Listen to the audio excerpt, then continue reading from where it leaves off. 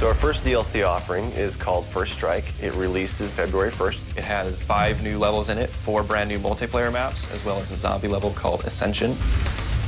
Kowloon is inspired by the single-player campaign level that was also set in Kowloon City, China, but the actual design and the layout and the geometry in the map is built from the ground up for MP. Kowloon is the only map that has zip lines, which will allow players to quickly get from point A to point B. The trade-off to that is that you're completely exposed while you're on the zip line. You can't use your weapon. It's going to get you to your location much faster, but there's also the risk that you're going to get shot.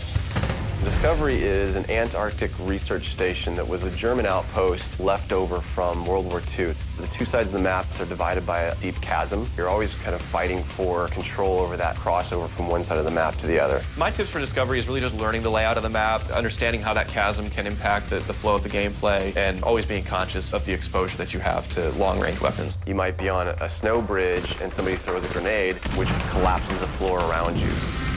Our large map is Berlin Wall. This focuses on the checkpoint Charlie area of Berlin. It puts you fighting on the 2 different sides of the wall. So you've got East Berlin versus West Berlin kind of thing going. Berlin Wall has certain attributes about it that if you use it right, you're going to have the competitive edge over your opponents. It has a lot of very long view distances. It's a really great map for snipers. There's some good high points, some good elevation there. And one of the unique aspects about Berlin Wall is that there's the no man's land in the middle. You can take the risk of going through no man's land to get a faster route, but there's a good chance you're going to get mowed down by the auto turrets.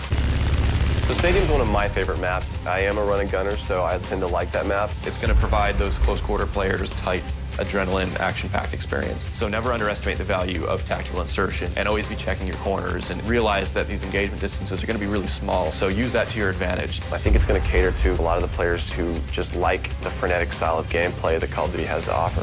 One of the big agendas with this map pack is we wanted to listen to the feedback that people have been giving about all the maps they've been playing with the release of the game. They want more verticality, more sniper opportunities. They really love the interactivity that we did. These are components that we wanted to bring back in a pretty big way in the first DLC offering. First Strike is going to be available February 1st for 1,200 Microsoft points, and it'll be available on Xbox 360 first.